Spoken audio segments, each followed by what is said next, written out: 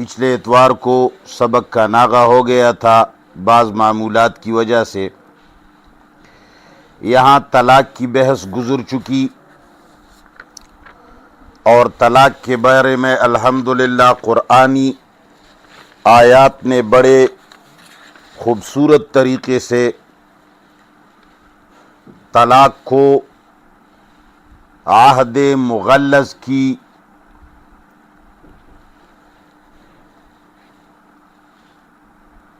کھولنے اور اس کو کالعدم کرنے کا طریقہ بتایا ہے کہ جس طرح دنیاوی معاملات کے اندر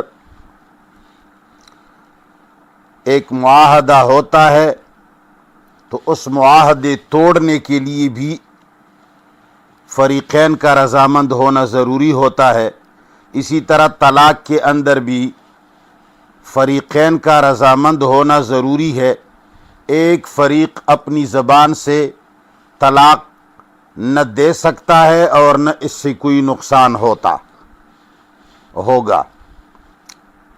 لہٰذا اب عدت کے مسائل اور اس کے بعد جو مسائل آنے والے ہیں، مہر کے مسائل کہ طلاق ہو گئی، اب طلاق کے بعد اگر پہلے سے مہر دے دیا گیا ہے تو کیا طریقہ کار ہے، جبکہ اللہ تعالیٰ نے فرمایا ہے کہ آپ لوگوں نے جتنا بھی مہر دیا ہے اس کو واپس نہ لو۔ لیکن اگر کوئی لیتا ہے تو حق کتنا بنتا ہے؟ لا جناح علیکم، کوئی حرج نہیں تمہاری اوپر، ان طلقتم النساء، اگر تم عورتوں کو ایسی حالت میں طلاق دو ما لم تمسوہن، کہ تم نے ابھی تک ان کو ہاتھ بھی نہیں لگایا، او تفرضوا لہن، یا ابھی تک تم لوگوں نے ان کے لیے مقرر نہیں کیا فریضتاً مہر کو۔ یعنی اگر کسی میاں بیوی کو آپس میں ایسا تنازع پیش آیا اور نوبت طلاق تک پہنچ گئی، حالت ایسی تھی کہ اب تک مرد نے عورت کو ہاتھ بھی نہیں لگایا تھا، یعنی رخصتی نہیں ہوئی تھی، یا رخصتی ہو چکی تھی مگر شوہر مسافر تھا، اب تک عورت کے قریب بھی نہ گیا ہے، اور عقد نکاح ہو چکا ہے مگر مہر بھی مقرر نہیں ہوا، ایسی حالت میں اگر طلاق کی نوبت آئے تو اللہ فرماتے ہیں وَمَتِّعُوهُنَّ، تو انہیں کچھ فائدہ دے دیا کرو۔ ایسی عورت کو اگر تم گھر سے رخصت کر رہے ہو جس کو ہاتھ بھی نہیں لگایا، مہر بھی مقرر نہ ہوا، اور طلاق کی نوبت آ گئی اور فریقین طلاق پر راضی ہو گئے، تو اللہ فرماتے ہیں وَمَتِّعُوهُنَّ، ان کو فائدہ دے دو، یعنی اس کو اپنے گھر سے مہمان کی طرح رخصت کرو، بے عزتی کے ساتھ نہیں۔ اب یہ فائدہ کیسے دیا جائے گا؟ علی الموسع قدرہ، زیادہ مالدار آدمی کے اوپر قدرہ، ان کی بساط کے مطابق، وعلی المقتر، اور کم مال والے شخص پر قدرہ، اس کی بساط کے مطابق۔ جو مالدار ہے، زیادہ مال والا ہے، تو وہ اپنی بساط کے مطابق عورت کو فائدہ دے گا، تحفے دے گا، اور جو کم مال والا ہے وہ اپنی حیثیت کے مطابق عورت کو رخصت کر کے ان کو ہدیہ اور تحفہ دے گا۔ متاعاً بالمعروف، متاعاً بالمعروف، یہ فائدہ اور یہ ہدیہ اور یہ تحفہ جو عورت کو دیا جاتا ہے بالمعروف، یہ معروف قاعدے کے مطابق دیا جائے گا۔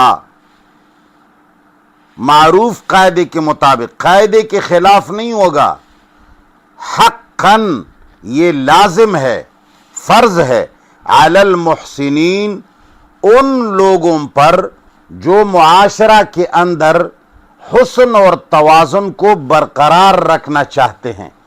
یعنی وہ کون ہیں؟ وہ مسلمان ہیں جو معاشرے کے اندر حسن اور توازن کو برقرار رکھنا چاہتے ہیں، ایسے لوگوں کے اوپر فرض ہے. ہاں اگر کوئی توازن برقرار رکھنا نہیں چاہتا، کہتا ہے کہ میں مسلمان ہی نہیں ہوں والعیاذ باللہ، تو پھر تو وہ آزاد ہے. وَإِن طَلَّقْتُمُوهُنَّ، اگر تم انہیں طلاق دے دو، من قبل ان تمسوهن، اس کو ہاتھ لگانے سے پہلے پہلے.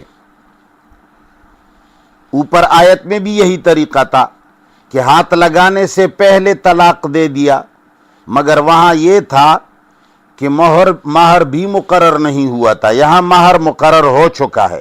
وَإِن طَلَّقْتُمُوهُنَّ، پھر اگر تم انہیں طلاق دو، من قبل ان تمسوهن، پہلے اس سے کہ تم نے ان کو ہاتھ لگایا، یعنی ہاتھ لگانے سے پہلے پہلے. وَقَدْ فَرَضْتُمْ، لیکن تم نے مقرر کر دیا ہے، لہن، ان کے لیے، فریضتاً، مہر. ایسی حالت میں تم نے ان کو طلاق دی کہ ہاتھ تو نہیں لگایا لیکن مہر مقرر کر چکے ہو، تو اب کیا دیا جائے گا عورت کو؟ فنصف، پس پھر نصف مہر دیا جائے گا. فنصف ما، پس نصف مال دیا جائے گا. فرض تم، جو تم نے مقرر کیا ہے، یعنی تم نے جو مہر مقرر کیا ہے اس مہر کا آدھا حصہ عورت کو دیا جائے گا. فنصف ما فرضتم، پس نصف حصہ اس مال کا دیا جائے گا، فرضتم، جو تم نے مقرر کیا ہے. یعنی اگر 1000 مقرر کی ہیں تو ان کو 500 دے دیا جائے گا. اگر 1,00,000 مقرر کی ہیں تو 50,000 ان کو دی جائیں گی. الا ان یعفون، ہاں اس وقت نصف نہیں دیا جائے گا. الا ان یعفون، اگر عورتوں نے اپنا یہ نصف مہر بھی معاف کر دیا. او یعفو الذی، یا معاف کر دیا اس شخص نے، بیدہ عقدۃ النکاح،